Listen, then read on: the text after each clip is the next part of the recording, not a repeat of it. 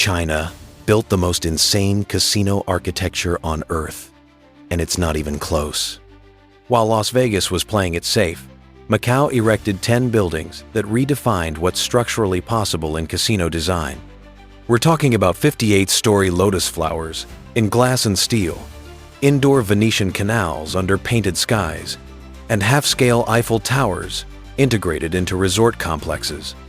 These aren't just big buildings, they're engineering nightmares that somehow got built anyway. You're about to see how they pulled it off. But the story starts with the biggest one of all, the Venetian Macao. The Venetian Macau is the biggest casino on Earth, by far 10.5 million square feet under a single roof. That's not a casino, that's a small city wrapped in climate-controlled steel and glass. But here's where it gets insane. They built Venice inside it. Real canals with gondolas, operating 24/7 without flooding the structure. The load distribution alone was a nightmare, millions of gallons of water sitting on top of a casino floor supporting thousands of people. So they engineered a steel framework that could handle dynamic loads most buildings never face. Reinforced concrete channels with waterproof membranes rated for decades. Above it, they painted the ceiling to look like Italian sky, actual paint and lighting integrated into the architecture. The structural depth created a three-dimensional effect that changes as you move through the space. The construction was brutal. Steel frame, erected in sections, multiple crane operations simultaneously across a footprint that stretched further than most people can see. Over 1 million square feet of glass, each panel engineered to withstand typhoon force winds. But an even bolder architectural vision was already taking shape. Galaxy Macau. Galaxy Macau isn't one building. It's an entire architectural universe spread across multiple phases, each one engineered to connect seamlessly with the last. But coordinating construction across phases while keeping earlier sections operational, that's where the engineering got brutal. They needed unified design language across buildings constructed years apart, which meant locking in structural systems and architectural materials before they knew what future phases would demand. One miscalculation, and the whole complex falls apart visually. So they designed a modular structural system that could adapt. Each tower used the same steel framework specifications, the same curtain wall systems, the same foundation depth. When Phase 2 broke ground, the connection points were already engineered into Phase 1 structure. They built bridges between towers at heights that required crane systems most construction sites never see. The resort complex sprawls across millions of square feet. But every building speaks the same architectural language because they engineered it that way from day one. The resort became a masterclass in large-scale architectural coordination, proof that you could build a city within a city if you planned the engineering right. But one structure would become impossible to miss on the skyline: Grand Lisboa. Grand Lisboa is a 58-story lotus flower rising from the Macau skyline. And it's not decorative, the entire structural system is built around that petal design. But engineering a lotus in glass and steel at that height? The structural stability challenges were insane. Traditional rectangular towers distribute loads predictably. This thing flares outward as it rises, with each petal creating asymmetric loading that wants to tear the building apart in high winds. So, they engineered an exoskeleton. The petal structure isn't cosmetic, it's the actual load-bearing framework. Steel ribs run the full height of the tower, each one calculated to handle wind loads that hit different petals at different intensities. Then they wrapped it in a curtain wall system embedded with thousands of LED lights. Not added later, integrated into the architectural design during construction. The building is the light show. The construction required custom formwork for every level. As the tower rose, each floor had a different footprint. They couldn't repeat a single concrete pour. Every section was engineered individually, then connected to create a structure that somehow stays standing while looking like it shouldn't. But the newest construction would take the Lisboa legacy even further. Lisboa Palace. Lisboa Palace is 3 towers, but the engineering challenge was making them read as one building. Each tower stands independent, but the architectural design demanded they feel unified. But here's the problem. 3 separate structures mean 3 separate foundations, 3 sets of wind loads, 3 different settling patterns over time. Connect them wrong and you're asking for structural failure. Leave them disconnected and the design falls apart. So they engineered a solution that splits the difference. The towers share a massive podium structure, reinforced concrete spanning the entire footprint. Above that, each tower rises independently, with controlled expansion joints that allow movement without cracking. But the facade system creates visual continuity. Same materials, same proportions, same curtain wall specifications across all 3 towers. The architecture makes them look connected, while the engineering keeps them safely separate. The construction sequencing was critical. They had to pour the podium foundation deep enough to support all 3 towers before a single one could rise. Then they erected the towers in coordinated phases, matching floor heights across structures so the visual alignment stayed perfect. Meanwhile, another approach to curved architecture was taking shape. Wynn Macau. Wynn Macau is wrapped in a curved floral facade that doesn't follow a single straight line. And when your entire exterior is curved glass, the engineering gets complicated fast. But here's the nightmare. Curved curtain walls mean every glass panel is unique. You can't mass-produce them. Each piece has a different angle, different load requirements, different connection points to the structure behind it. One measurement error, and thousands of panels won't fit. So they engineered a grid system flexible enough to handle the curves while rigid enough to support the glass. The steel framework behind the facade follows the floral pattern with precise tolerances. We're talking millimeters across hundreds of feet. Each glass panel was custom fabricated, then installed in sequence as the tower rose. The connections had to allow for thermal expansion while maintaining the curve's visual flow. The construction required laser-guided positioning systems. Traditional methods couldn't achieve the accuracy needed.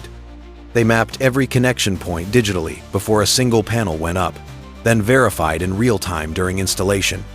But the most complex architectural integration was still coming. City of Dreams. City of Dreams isn't just multiple towers. It's multiple towers with a massive performance theater engineered into the base structure. And integrating a theater into a casino resort creates loads most buildings never face. But here's where it gets brutal. Theaters need column-free spaces for sightlines, which means long-span structural systems. Casinos need flexibility for layout changes, which means different load requirements. And you're trying to stack casino towers on top of this theater space without columns punching through the performance area. So they engineered a transfer structure. Massive steel trusses spanning the theater, redistributing the tower loads to perimeter columns that don't interfere with the performance space. These trusses are stories deep, hidden between floors, but carrying the weight of everything above. The theater ceiling is actually the underside of this transfer system, finished to look architectural while doing the heavy lifting structurally. The construction sequencing was critical. The transfer trusses had to be erected and fully supported before tower construction could begin. Each tower connects to specific points on the truss system, with loads calculated down to individual beam connections. But waveform architecture was about to present its own challenge. MGM Macau. MGM Macau's exterior is a continuous wave pattern in glass Portuguese-inspired curves that flow across the entire facade. And making waves structurally stable at tower height isn't simple geometry, but curved facades create uneven wind pressure. The wave peaks catch wind differently than the troughs, creating dynamic loads that change by the hour as weather shifts. Engineer it wrong, and the curtain wall tears itself apart. So they built a curtain wall system that could flex. The glass panels mount to a secondary structural frame that moves independently from the main tower structure. Expansion joints between panels allow movement without cracking. Each wave section was calculated for wind tunnel testing. They literally tested scale models to understand how air would hit the curves before finalizing the engineering.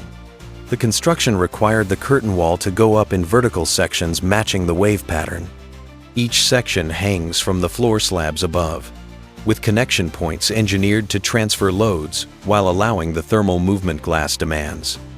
The wave effect works because every panel was positioned to millimeter accuracy. Still, the most audacious structural addition was about to arrive. Studio City. Studio City put a figure-8 Ferris wheel between two towers, not beside them, between them. The wheel is part of the structure, but connecting a moving observation wheel to static tower buildings creates engineering chaos. The wheel generates dynamic loads every time it rotates. The towers need to stay absolutely rigid.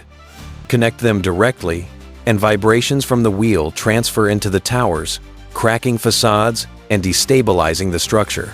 So they engineered isolation systems at every connection point. The wheel mounts to a separate steel framework that bridges between the towers but doesn't rigidly connect. Dampers absorb the rotational forces, preventing transfer to the tower structures. The towers themselves needed reinforced cores at the connection levels, extra steel and concrete to handle the lateral loads without compromising the residential and hotel floors above and below. The construction was a sequencing nightmare. Both towers had to rise to the exact height simultaneously before the wheel framework could span between them. One tower ahead of the other, and the geometry fails. They erected the wheel's steel structure in sections, assembling it in place between towers already occupied and operational. Yet one structure would literally bring an icon to Macau. The Parisian Macao. The Parisian Macau has a half-scale Eiffel Tower rising from its podium. Not a sculpture, an actual structural tower you can climb, integrated into the casino architecture. But here's the engineering nightmare. The original Eiffel Tower's foundation sits on solid Parisian bedrock. This one sits on top of a casino. The load path goes through occupied floors, which means you're driving hundreds of tons of steel through a building that needs to function as a resort. So they engineered a reinforced core that carries the tower loads straight down to bedrock without crushing the casino below. Massive transfer columns hidden inside the podium structure, oversized beyond anything a normal casino needs. The tower's base connects to a steel framework that distributes loads to these columns, bypassing the regular floor systems entirely. The tower itself required modified engineering from the original. Different steel specifications, different connection details, but matching the iconic lattice design. They fabricated sections off-site, then craned them into position and bolted them together, assembling a Parisian icon, piece by piece in Macau's humidity and typhoon winds. But one final tower represented where casino architecture was heading: MGM Cotai. MGM Cotai is a contemporary tower that ditched historical references for pure structural ambition. The design pushes modern engineering solutions to their limits. But the real innovation is in the facade system. They engineered a jewelry box effect, massive glass panels with minimal framing, creating an exterior that looks like it's floating. Achieving that required structural glass technology most buildings don't attempt. Load-bearing glass fins instead of traditional mullions, each panel engineered to carry its own weight plus wind loads. The construction demanded precision installation systems. Each glass panel weighs hundreds of pounds and mounts to connection points with tolerances measured in millimeters. They used robotic positioning during installation. Human hands couldn't achieve the accuracy needed. The tower's core structure is reinforced concrete, but the exterior is almost entirely glass and steel, creating a transparency that makes the building look lighter than physics should allow. The materials alone represent the cutting edge of construction technology. High-performance glass with thermal coatings, structural silicone that bonds under stress, stainless steel connections that won't corrode in Macau's coastal air. These 10 buildings collectively redefined what's structurally possible in casino architecture. Over 50 million square feet of construction, engineered to standards most cities never achieve. They built indoor cities, towers that shouldn't stand, and structures that turned architecture into spectacle through pure engineering ambition.